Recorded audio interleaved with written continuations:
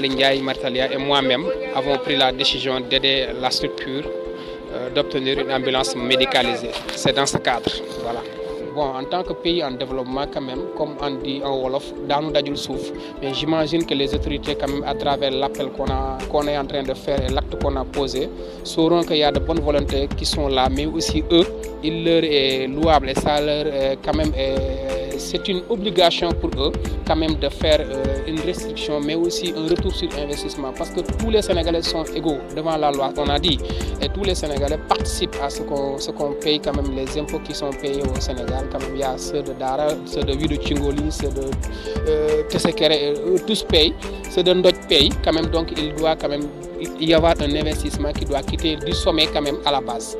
Je pense que la santé, elle est là, elle a ses défauts, quand même, elle a ses failles. Mais même aux États-Unis, j'imagine que ces failles existent. Donc nous sommes là juste pour combler un gap en tant que citoyen sénégalais, en tant que fils du terroir.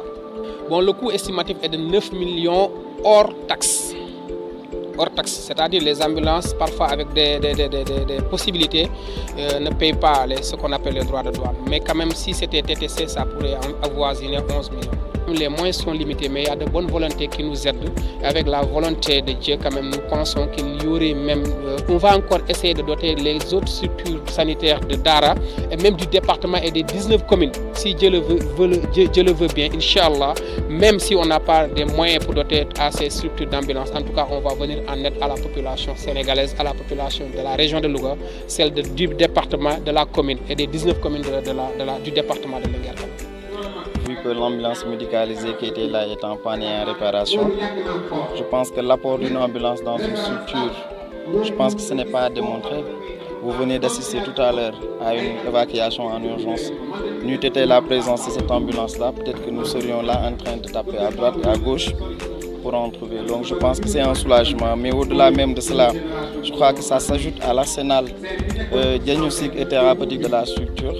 Et donc nous ne pouvons que féliciter les donateurs et prier pour eux. Sauf qu'il faut lancer un appel pour que le bloc soit doté d'un anesthésiste, parce qu'on a besoin d'un anesthésiste.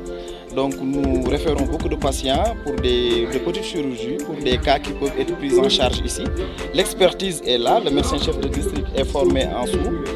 Donc aujourd'hui, effectivement, toutes les bonnes volontés sont les bienvenues pour que la structure du district, qui est le bloc dessous, soit doté en anesthésiste. Je pense que c'est ce qu'il nous faut.